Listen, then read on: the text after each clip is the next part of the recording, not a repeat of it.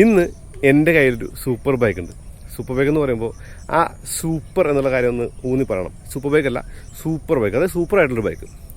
ആ ബൈക്കിൻ്റെ ആക്സിലേറ്റർ പിടിച്ചാൽ ആ ആക്സിലേറ്ററിൻ്റെ ഒരു ത്രോട്ടിൽ ട്വിസ്റ്റിങ് ഒരു വോളിയം കൺട്രോൾ കൂടിയാണ്. അതായത് പലവിധ ശബ്ദങ്ങൾ കൂടി ആ ഒരു വണ്ടി പുറപ്പെടുവിക്കും. ഈ വണ്ടിയുടെ കാര്യം പറയുമ്പോൾ RX100 പോലുള്ള 2 സ്ട്രോക്കിൻ്റെ ആ ഒരു സൗണ്ട് കൂടിയുണ്ട്. അപ്പോൾ ഈ ഒരു ബൈക്കിൻ്റെ കുറച്ച് പ്രത്യേകത പറഞ്ഞു കഴിഞ്ഞാൽ അപ്സൈഡ് ഡൗൺ ഫോർക്കുണ്ട്, അലുമിനിയം സിംഗമാണ്, ബെൽറ്റ് ഡ്രിവൺ ആണ്, വലിയ വീലുകളുണ്ട്, വലിയ ഫ്യൂൽ ടാങ്കാണ്. അപ്പോൾ ഇനിയും ആ സസ്പെൻസ് വെക്കുന്നില്ല. ഏതാണ് ആ ബൈക്ക് എന്നല്ലേ? ആ ബൈക്കിൻ്റെ പേര് റിവോൾട്ട് V400 ആണ്.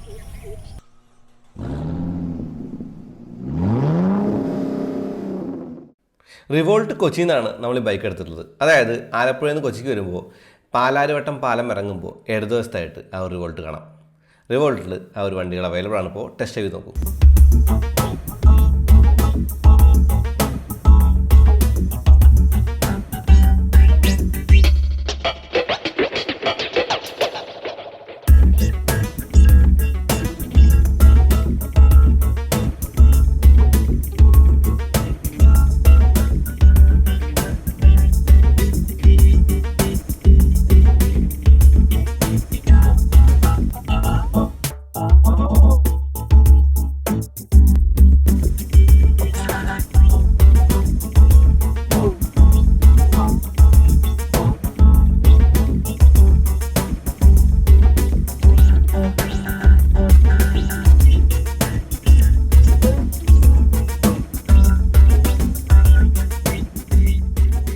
$150 കിലോമീറ്റർ ഒറ്റ ചാർജിൽ ഓടുന്നൊരു വണ്ടിയാണ് ഈ ഒരു റിവോൾട്ട് V400. അപ്പോൾ ഇതിൻ്റെ ആ ഒരു പ്രത്യേകത എന്ന് പറയുന്നത് ഇത് സ്കൂട്ടർ പോലെ ഓടിക്കാവുന്നൊരു ബൈക്കാണെന്നുള്ളതാണ്. 3 മോഡുകളാണ്: ഈക്കോ, നോർമൽ, സ്പോർട്ട്. അപ്പോൾ ഈ 3 മോഡുകളിലും 3 റേഞ്ചാണ്. എന്നിരുന്നാൽ കൂടി ഓടിക്കാൻ ഫൺ വേണമെങ്കിൽ ആ ഒരു സ്പോർട്ട് മോഡലും 150 കിലോമീറ്റർ റേഞ്ച് വേണമെങ്കിൽ ആ ഒരു ഈക്കോ മോഡൽ ഓടിക്കാം. ഈക്കോ മോഡൽ വണ്ടി ഓടിക്കുമ്പോൾ ഒരു കാര്യം പറയുന്നത് ആഴ്ചയ്ക്ക് ഒരിക്കൽ ചാർജ് ചെയ്യാൻ മതിയാവും. ഒരു 10 കിലോമീറ്ററൊക്കെയാണ് ഒരു ദിവസം ഒരു റൈഡെങ്കിൽ. അപ്പോൾ എഫിഷ്യൻസിയുടെ അങ്ങേയറ്റമാണ്. കൂടാതെ സൂപ്പർ ബൈക്കുകൾക്ക് സമാനമായിട്ടുള്ള ആ ഒരു അപ്സൈഡ് ഡൗൺ ഫോർക്ക് കണ്ടോ? ആ അപ്സൈഡ് ഡൗൺ ഫോർക്കും ആ വലിയ വീലും കാണാം. പിന്നെ ആ LED ഹെഡ്ലാമ്പ് കാണാൻ നല്ല ഭംഗിയുണ്ട്. റിവോൾട്ടിൻ്റെ ആ ഒരു ലോഗോയെല്ലാം ഉണ്ട് അതിനകത്ത്. കൂടാതെ ആ ഒരു DRLൊക്കെ തന്നെ കാണാം. ഒരുപാട് കളറുകളുണ്ട്. എനിക്ക് പേഴ്സണലി ഇഷ്ടപ്പെട്ട കളർ എന്ന് പറയുന്നത് വൈറ്റും റെഡുമാണ്. കൂടാതെ ആ ഒരു ഫ്യൂൽ ടാങ്കിൻ്റെ ഒരു ഷേപ്പ് ഉണ്ട്. ആ ഷേപ്പിനകത്ത് ഫ്യൂൽ ടാങ്കിനകത്ത് ഫ്യൂൽ എന്ന് പറയുമ്പോൾ ആ ടാങ്കിനകത്ത് തന്നെയാണ് ആ ഒരു ബാറ്ററി. ഈ ഒരു കേസിങ് തന്നെ മനോഹരമായിട്ട് തോന്നി. കൂടാതെ കാണാൻ ആ ഒരു പഴയ FC വന്നപ്പോഴുള്ള ലുക്കൊക്കെ തന്നെ ഉണ്ട്. അതായത് ഒരു നല്ല വലിയ ബൈക്കാണെന്നുള്ളതാണ്. എൻ്റെ ഹൈറ്റൊക്കെ ചേരും. ഇനി ഈ ഫുഡ് പേക്കിന് മുണ്ടൊരു പ്രത്യേകത. ഈ ഫുഡ് പേക്ക് ഉണ്ടോ? ഇതിപ്പോൾ പിന്നോട്ടായിട്ട് വെച്ചേക്കാം. അപ്പോൾ ഒരു സ്പോർട്ടി റൈഡിങ് പൊസിഷനാണ്. ഇനി അത് ഊരിയിട്ട് ഇത് അപ്പുറത്തും അത് ഇപ്പുറത്തും തിരിച്ചു വെച്ചാൽ റിലാക്സ് ചെയ്തിരിക്കാവുന്ന ഒരു പൊസിഷനായിട്ട് കൂടി ആ ഒരു ഫുഡ് പേക്ക് മാറ്റാം. ഈ വണ്ടിക്ക് മുന്നിലും പിന്നിലും ഡിസ്ക് ബ്രേക്കുകളുണ്ട്. കൂടാതെ റീജനറേറ്റീവ് ബ്രേക്ക് സിസ്റ്റം ഉണ്ട്. അതായത് ABS എന്നല്ല പറയുന്നത് RBS എന്നാണ്. ഇപ്പോൾ RV400 ആ ഒരു ലെറ്ററിങ് ഉണ്ട്. കൂടാതെ ആ ഒരു വെന്നെ കൂടി കണ്ട് ഒരു വലിയ ബൈക്ക്, ഒരു സൂപ്പർ ബൈക്കിൻ്റെ ഷേപ്പ് കൊടുക്കാനായിട്ട് ഇതൊക്കെ കൂടി സഹായിക്കുന്നുണ്ട്. ഇനി അലുമിനിയം ഫുഡ് പേക്സിൻ്റെ ആ ഒരു കാര്യം പറഞ്ഞില്ലേ, ഈ ഒരു ഫുഡ് പേക്ക് കണ്ടില്ലേ, വലിയ സ്വിങ്ങാമാണ്. ഈ സ്വിങ്ങാമിൻ്റെ ആ ഒരു ഷേപ്പും ഒരു സൂപ്പർ ബൈക്കിൻ്റെ ഒരു സ്വിങ്ങാമിൻ്റെ ഷേപ്പൊക്കെ തന്നെ ഇല്ലേ. ഇനി മോണോ ഷോക്ക് അഡ്ജസ്റ്റ് ചെയ്യാൻ പറ്റും. കൂടാതെ നല്ല സീറ്റുകളാണ്. 2 പേർക്ക് സുഖകരമായിട്ടിരിക്കുന്ന സീറ്റാണ്. കൂടാതെ അലുമിനിയം ഗ്രാഫൈനിൽ കൂടി കാണാം. ഈ ലൈറ്റുകളൊക്കെ തന്നെ LED ആണ്. കൂടാതെ ആ ഒരു ടയറിൻ്റെ സൈസ് എന്ന് പറയുന്നത് 120 പ്രൊഫൈലാണ്. വലിയ ടയറും വലിയ അലോയിലും കാണാം. കൂടാതെ ബെൽറ്റ് ഡ്രൈവിൻ്റെ ആ പുള്ളി കണ്ടേ, വലിയ പുള്ളിയാണത്. അതായത് ഈ വണ്ടി മൊത്തത്തിൽ വലിയ പുള്ളി തന്നെയാണ്.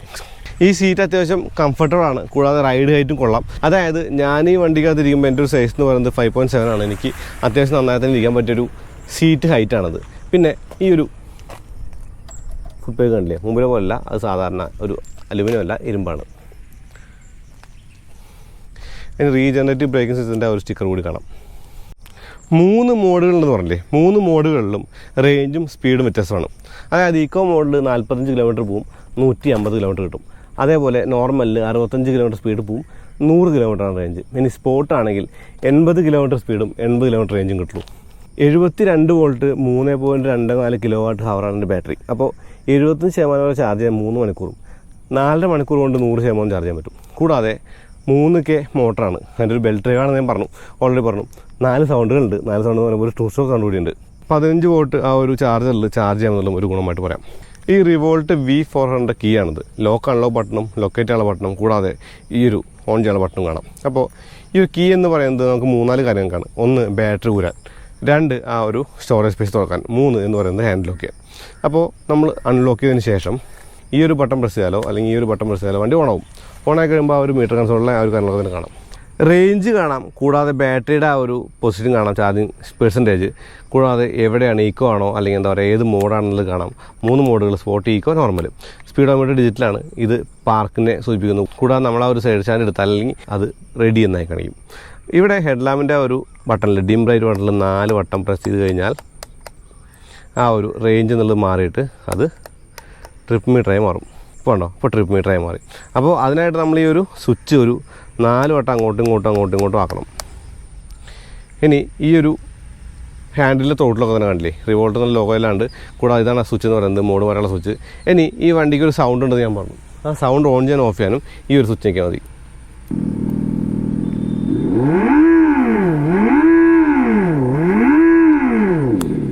സൗണ്ട് കിട്ടില്ലേ. ഇനി ഇടതുവശത്തായിട്ട് ആ ഒരു ഇൻഡിക്കേറ്റർ സ്വിച്ചും കൂടാതെ ഡിം ലൈറ്റ് സ്വിച്ചും കാണാം. ഇനി ഇതാണ് ആ ഹോൺ സ്വിച്ച്. അപ്പോൾ ചെറിയ മിററുകളാണ്, ഈ ഒരു വണ്ടിയുടെ വലുപ്പത്തിനനുസരിച്ചുള്ള മിററുകൾ തന്നെയെന്ന് പറയാം. ഇനി ഇവിടെ ഒരു കീ ഹോൾ ഉണ്ട്. ഈ കീ ഹോൾട്ട് തുറന്നു കഴിഞ്ഞാൽ ആ ഒരു ടാങ്ക് നമുക്ക് തുറക്കാം. ഒന്നുകൂടി തുറക്കട്ടെ. ഈ ടാങ്ക് തുറന്നു കഴിയുമ്പോൾ, ടാങ്ക് തുറക്കാന്ന് പറയുമ്പോൾ ഈ ഒരു ടാങ്ക് തുറന്നാൽ ഒരു സ്റ്റോറേജ് സ്പേസ് ഉണ്ട്. ഇവിടെ ഒരു മൊബൈലോ അല്ലെങ്കിൽ അത്യാവശ്യം ബുക്കും പേപ്പറും കാര്യങ്ങളൊക്കെ വയ്ക്കാനുള്ള സ്ഥലമുള്ളൂ. കൂടാതെ ഈ ടാങ്ക് നമുക്ക് കഴിഞ്ഞാൽ ബാറ്ററി കാണാം. ഇതാണ് റിവോൾട്ടിൻ്റെ ബാറ്ററി. ഈ ബാറ്ററിയുടെ ആ ഒരു സ്പെക്കെല്ലാം നമുക്ക് കാണുന്നുണ്ടാവും. നേരത്തെ പറഞ്ഞ പോലെ 72 വോൾട്ട് 45 AH ബാറ്ററിയാണ്. 3.24 kWh എൻ്റെ ഒരു സൈസ് എന്ന് പറയുന്നത്. ഇനി ഇതിനകത്തൊരു ELCB ഉണ്ട്. ഇത് ഓഫ് ചെയ്ത് കഴിഞ്ഞിട്ട് നമുക്ക് ബാറ്ററി എടുത്ത് കൊണ്ടുപോയിട്ട് നമുക്ക് ചാർജിങ് ചെയ്യാം. അതായത് ഒരു ക്ലിപ്പ് ഉണ്ടോ, ഈ ക്ലിപ്പ് എന്ന് പറഞ്ഞാൽ ഈ ബാറ്ററിയും കൂരും ചെയ്യാം. അപ്പോൾ ഫ്യൂൽ ടാങ്കിൻ്റെ ആ ഒരു സ്ഥാനത്ത് ഫ്യൂൽ ടാങ്ക് അല്ലെങ്കിൽ കൂടി ആ ഒരു ഫ്യൂൽ എന്ന് പറയുമ്പോൾ ഇവരുടെ ഫ്യൂൽ എന്ന് പറയുന്ന ബാറ്ററിയാണ്. ആ ബാറ്ററിയുടെ സംഗതി കാണാം. ഇനി ഇവിടെ ആ ഒരു കാര്യങ്ങളുണ്ട്. Take out storage cover, turn off the power switch, inside key and turn clockwise. അത് ബാറ്ററി വെറുതെ എടുക്കാനൊന്നും പറ്റില്ല, ഈ ഒരു ചാവി ഇട്ട് തുറന്നിട്ട് വേണം. പിന്നെ slightly pull the battery disengage. കാറിൻ്റെ ബോണ്ട് അടയ്ക്കും പോലെ പ്രസ് ചെയ്ത് അടക്കം ചെയ്യാം. എന്നിട്ട് കീയും കൂരി എടുക്കാം. റിവോൾട്ട് V400 ഓടിക്കണം. അപ്പോൾ ഞാൻ വിചാരിച്ചിരുന്നു എന്തായാലും ഈ സാധനം ഞാൻ സിറ്റി കൂടെ ഓടിക്കൊള്ളുന്നത്. കാരണം ഇത് ഹൈവേയിൽ എടുത്തിട്ട് ആ ഒരു സ്പീഡ് കാണിച്ച് അങ്ങനെ ഓടിക്കുന്ന വണ്ടിയല്ല. ഇതിൻ്റെ ഒരു യൂട്ടിലിറ്റിയാണ് ഏറ്റവും കൂടുതൽ. ഇപ്പോൾ 3.24 kWh അതിൻ്റെ ബാറ്ററി. അപ്പോൾ അത്യാവശ്യത്തിനൊരു റേഞ്ചുള്ളൊരു വണ്ടിയായിട്ടാണ് ഈ ഒരു V400 കാണാൻ പറ്റും. അതായത് അത്യാവശ്യത്തെ റേഞ്ച് എന്ന് പറയുമ്പോൾ കാര്യങ്ങൾ നടക്കാൻ ഉതകുന്ന ഒരു വണ്ടി. ഇങ്ങനത്തെ വണ്ടിയാണ് നമുക്ക് ആവശ്യമെന്ന് തോന്നി. അതായത് ഈക്കോ മോഡൽ ഏകദേശം 140 കിലോമീറ്റർ റേഞ്ച് കാണിക്കുന്നത്. അതുപോലെ നോർമൽ മോഡൽ 90ഉം നമ്മുടെ ആ ഒരു ഈക്കോ മോഡൽ 70ഉം. അപ്പോൾ ഒന്ന് രണ്ട് കാര്യങ്ങളാണ് പറയാനുള്ളത് എന്ന് കഴിഞ്ഞാൽ, ഇപ്പോൾ ഇലക്ട്രിക് സ്കൂട്ടറുകൾക്ക് ഞാൻ കണ്ട ഒരു പ്രശ്നമുണ്ട്. പ്രശ്നം എന്ന് പറയുമ്പോൾ ഒരു ചെറിയൊരു പോരായ്മയുണ്ട്. അതായത് ബ്രേക്ക് പിടിച്ചാൽ ഇതിൻ്റെ ആ ഒരു കോൺടാക്റ്റ് വിടും, അത് പിന്നെ കണക്ഷൻ ഉണ്ടാവില്ല മോട്ടറായിട്ട്. അങ്ങനെ നമ്മളൊരു വട്ടം ബ്രേക്ക് പിടിച്ചിട്ട് പിന്നെ നമ്മളിത് ഓടിക്കാൻ തുടങ്ങുമ്പോൾ നമ്മൾ ആക്സിലേറ്റർ ഒന്ന് വിട്ട് പിടിക്കണം. ആ വിട്ട് പിടിച്ചാൽ മാത്രമേ ഇത് പിന്നെ ആ ഒരു പിടുത്തം വരുള്ളൂ.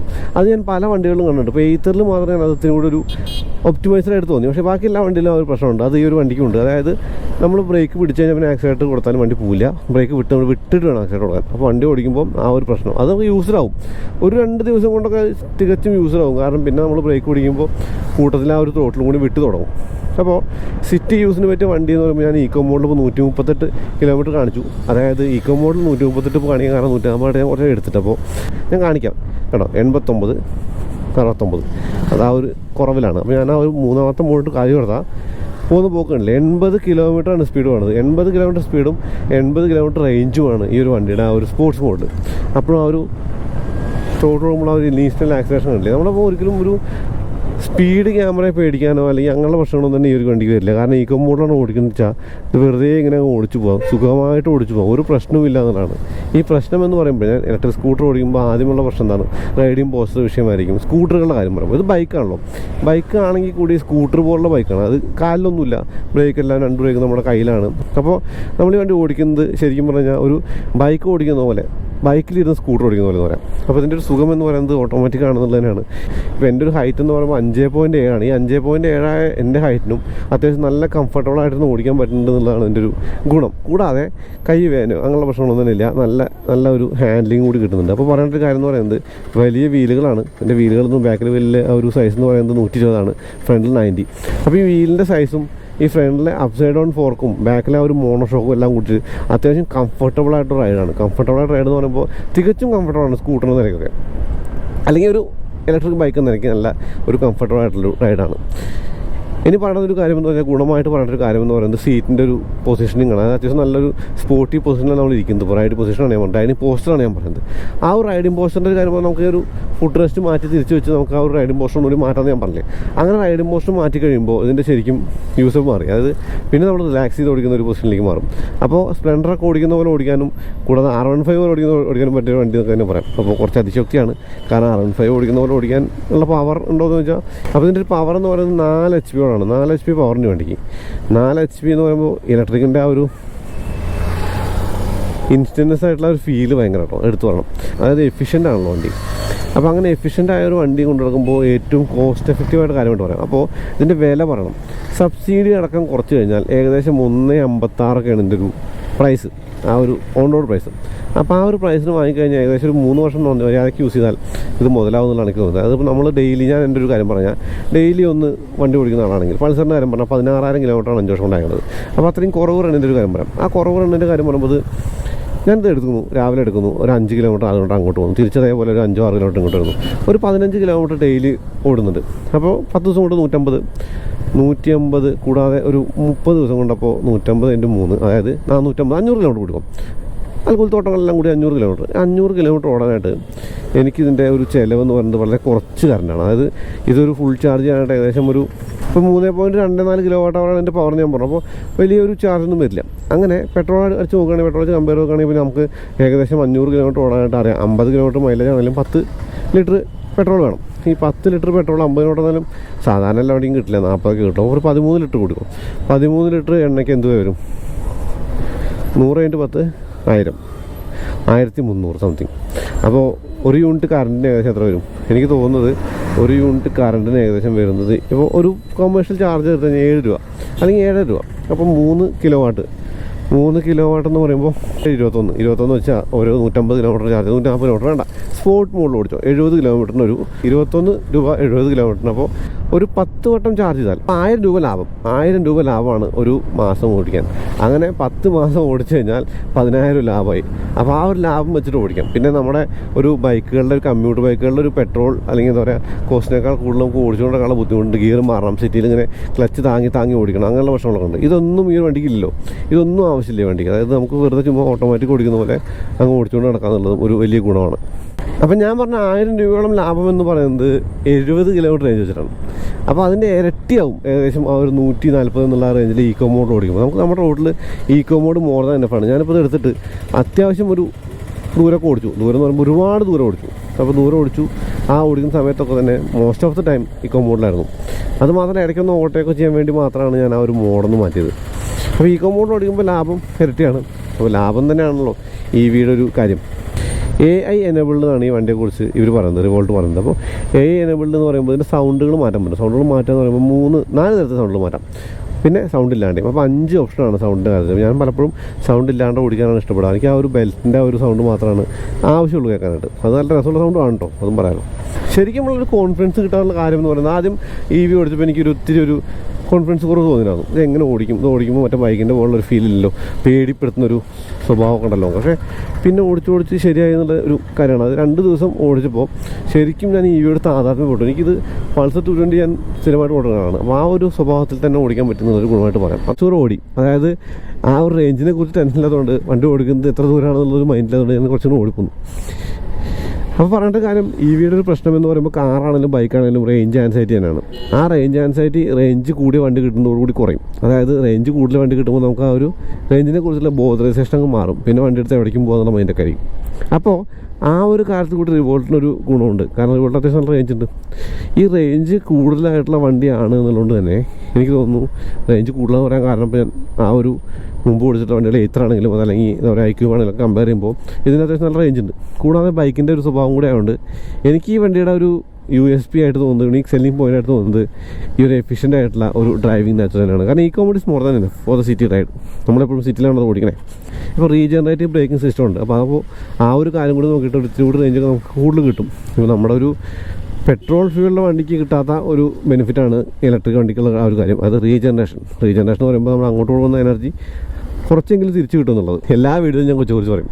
ഇപ്പോൾ ഈ ഒരു ചീനവലയും ഈ ഒരു പാലസിൻ്റെ കളറൊക്കെ ഉണ്ട്.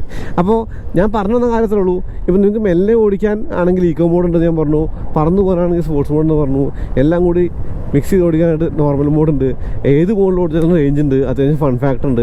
അതാണ് ഈ ഒരു റിവോൾട്ടിൻ്റെ രത്ന ചുരുക്കം. അതിനാണ് ഇതിനെക്കുറിച്ച് പറയാനൊരു കാര്യമായിട്ട് എനിക്ക് തോന്നിയിട്ടുള്ള കാര്യം. സ്പോർട്ട് മോഡിലേക്ക് മാറ്റി.